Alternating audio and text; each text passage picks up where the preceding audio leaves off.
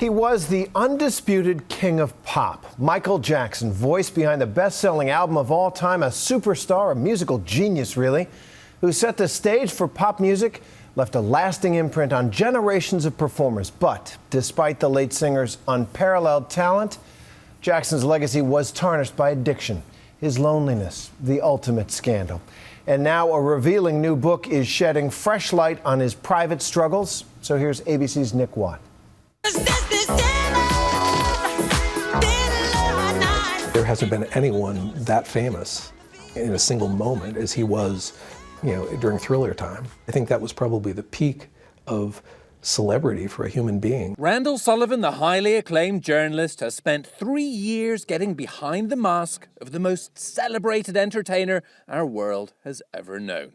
It's a tale of family, fame, lost childhood, and startling accusations that you won't have heard before. The portrait of a prescription drug addict who could spend $250,000 on a shopping spree without thinking. The shopping, like the drugs, was a painkiller for him. Apparently, Michael Jackson would often call business partners and ask them to bring round bags of cash. In one case, there's a phone call where he's asking Mark for $7.5 million.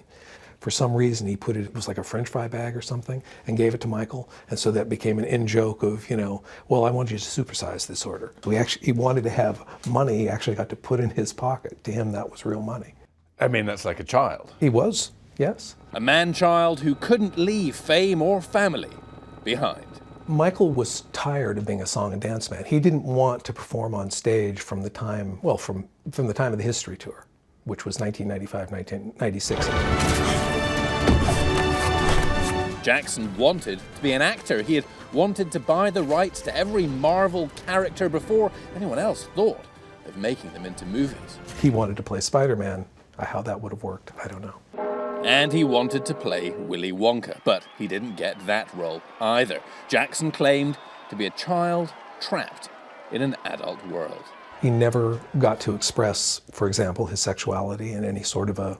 And you think his sexuality was?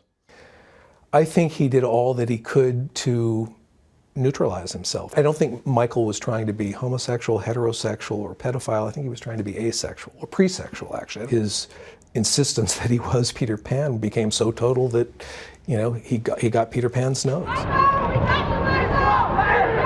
There were, of course, the accusations that Jackson's love of children was, in fact, sexual. There's no proof he molested anyone. He was cleared of the only accusation that ever made it to trial, but he admitted to sharing a bed with prepubescent kids. He shared a bed with dozens of children. Correct. Now, why did he want to share a bed? He wanted to be a child himself. He wanted to believe that he was another 12-year-old or 13-year-old. I mean, that was the goal. He saw himself. He wanted a sleepover. He wanted a sleepover. He felt he didn't get childhood. Because he was a star, perhaps too soon.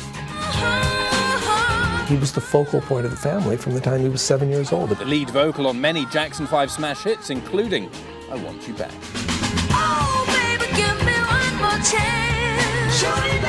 People want to believe that the Jacksons are a family of very talented people, but really there was one very, very talented person. Michael, desperately lonely, apparently sought the company of a handful of other people on Earth who could understand his level of fame. He was, says Sullivan, given the brush off by Jackie O and Princess Diana. Diana didn't want to be his friend. No, she didn't. For lack of a better word, I think she was a little creeped out by him because of the intensity of his desire to be with her. In the book, Sullivan describes how various people, including Michael Jackson's wife, Lisa Marie Presley, were beguiled by the star's intelligence and charm. I developed a deep affection for Michael that I didn't see coming. It seems that you've fallen for the Michael Jackson spell as well. Well, I hope that what I fell for was what was good about him. I don't think I ever was blinded to the aspects of Michael's character that are not so attractive or that are questionable. The ultimate question is, did Michael Jackson ever molest a child? My conclusion is that I don't think he did. My answer is probably not. I wish I could say conclusively, no, he didn't. I can't. There is a shadow of doubt. And I had to come to accept that I was going to have to live with that. And I think anyone who's honest about Michael will have to live with it too. I'm Nick Watt for Nightline in Los Angeles.